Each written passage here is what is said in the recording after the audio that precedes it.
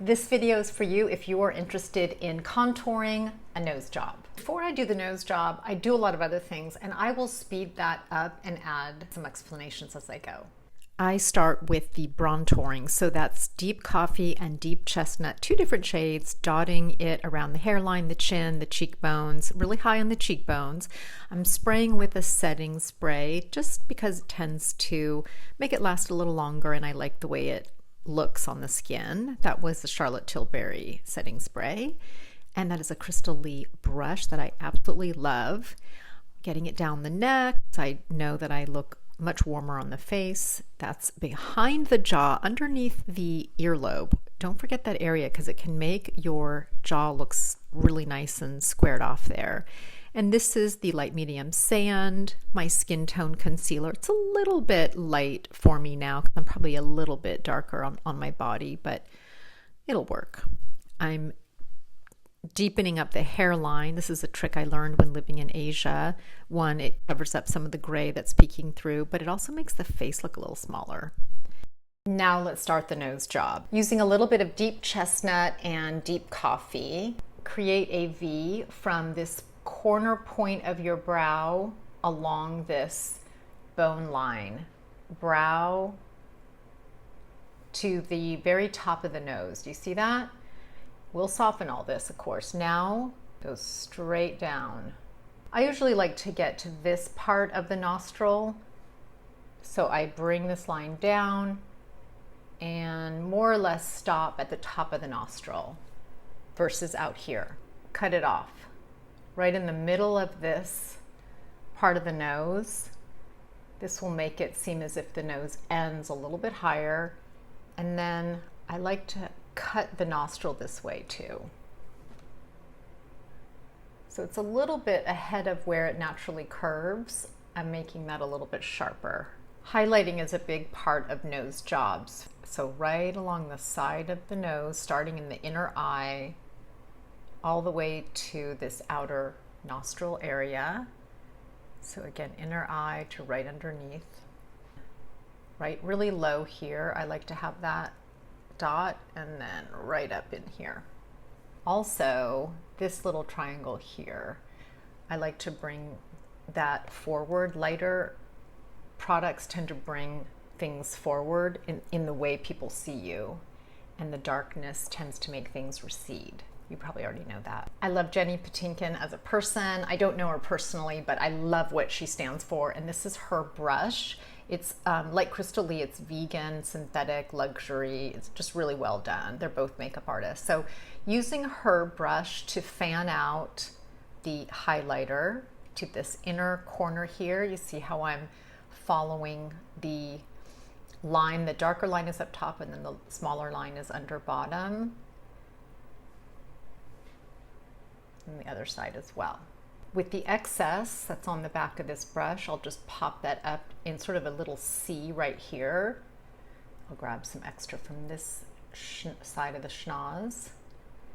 Using a damp beauty sponge, I'm going to press on the top of the bridge of the nose, and pull up just to get that first layer pulled up and make it a little bit more manageable to work with.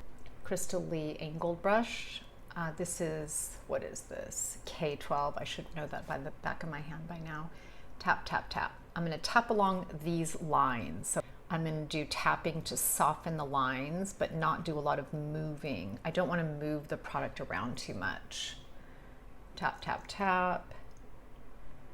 Soften this line here. Okay.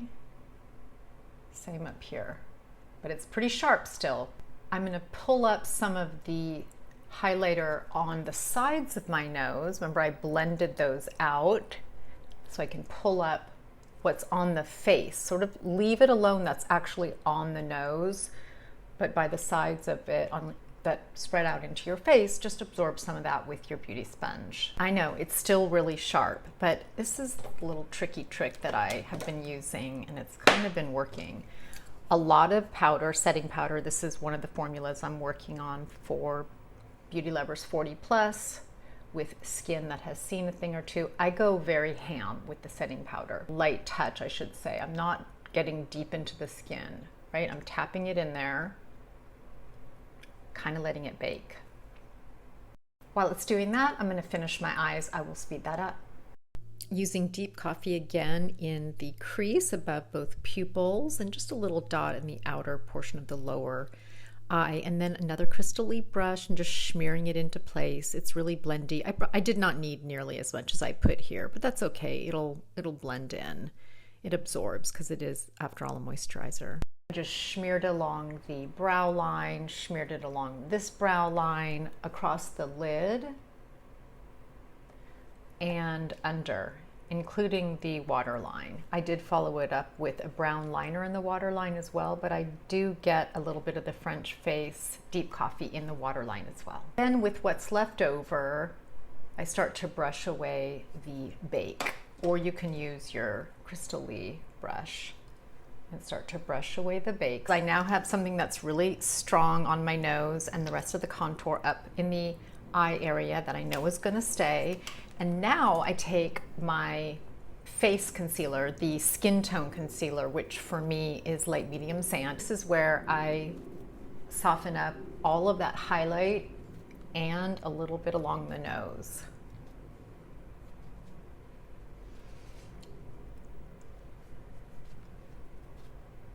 I also will do the lips. So before you finalize your nose, try to finish the rest of the contour so that you don't have over contoured nose. Sometimes if you contour the rest of your features, your nose sort of right sizes itself to your face. So I'm doing my lips right now and shortening the chin, adding back a little bit more color to my cheeks. So I want to use everything I have.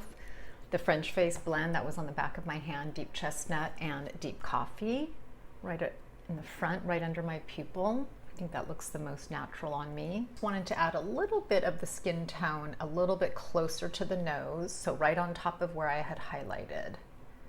I will come up with a beginner's version of this, but this nose job is for those that are a little bit more advanced. I've done my mascara, and now I'm using this setting powder that again is from the lab, and it's not a final formula, but I'm going to use it on camera while I'm figuring it out. This is another formula I'm testing, kind of a blurry lip. You've seen me wear it before, and I'm just seeing if we can recreate that. When I do a stronger lip, I tend to keep the rest of the face more monotone, so I don't add a big rosy blush color, but absolutely you can do that. Here is the final nose job. If you look really closely, you're gonna see a white line down the top of my nose, but most people aren't gonna notice that. They're just gonna think it's the light bouncing off of your nose. Can you see that when I come up real close? But in your normal distance from people, it's just gonna look like, oh, that's where the sun is shining on her face. So this is one nose job technique. I have many. I have the super fast in the car. I have the beginners, which is more or less the same of super fast in the car. I have a kind that is just mostly with highlighter, sometimes with a brow pencil. I do many different kinds of nose jobs. If you like this video, leave a comment, hit the like button. It really does help get the video out to more people and helps grow Maxine's Revenge. I really appreciate you. Thank you for your time.